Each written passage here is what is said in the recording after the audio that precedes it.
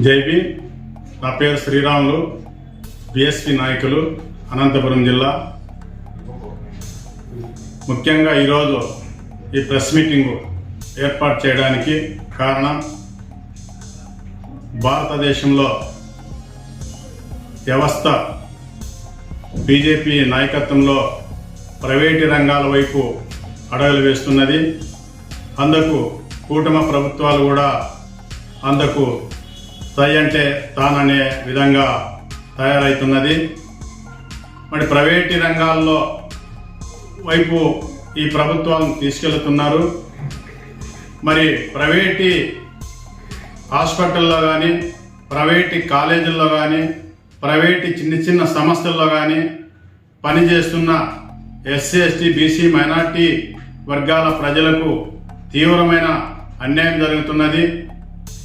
అక్కడ పనిచేస్తున్న కార్మికులకు, కాంపౌండర్లకు, స్వీపర్లకు, అలాంటి వారందరికీ కూడా అతి తక్కువ వేతనాలతో వెట్టి చాకిరీ చేయిస్తున్నారు.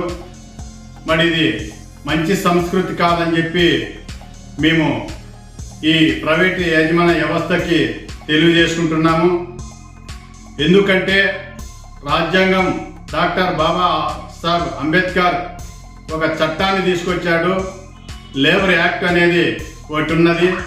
మన లేబర్ యాక్ట్ ప్రకారంగా ఎక్కడ శాలరీ ఇవ్వకుండా కనీసం వేతనాలు ఇచ్చినా కూడా 18,880 రూపాయలు కనీస వేతనాలు కింద ఇవ్వాలి.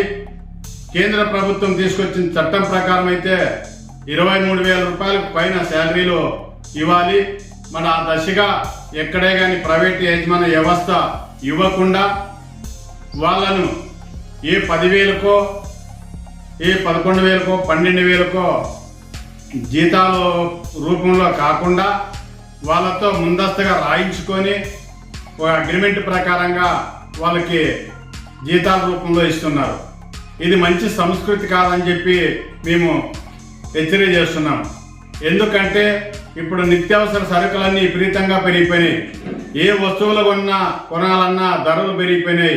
కనీసం ఒక కుటుంబం జీవించాలంటే 20,000 రూపాయలు శాలరీ లేనిది ఆ కుటుంబం జీవించే పరిస్థితి లేదు.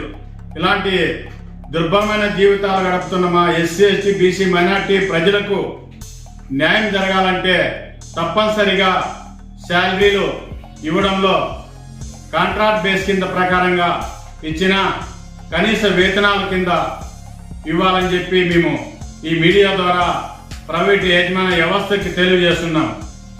ఒకవేళ మీరు అలా ఇవ్వని పక్షంలో దీని మీద అంచెలంచెలుగా ప్రజా సంఘాలని, కుల సంఘాలని మరి వీరందరినీ కూడా తోడు చేసుకొని దీని మీద ఉద్యమాలు చేయాల్సిన అవసరం ఏర్పడుతుందని చెప్పి ఒక బిఎస్పి నాయకత్వంలో నేను ఒక హెచ్చరిక చేస్తున్నాను. ఎందుకంటే అక్కడ పనిచేసే కార్మికులంతా మా అతి పేద కుటుంబాల నుంచి వచ్చిన వాళ్ళు నగరాలలో చేరుతున్నారు.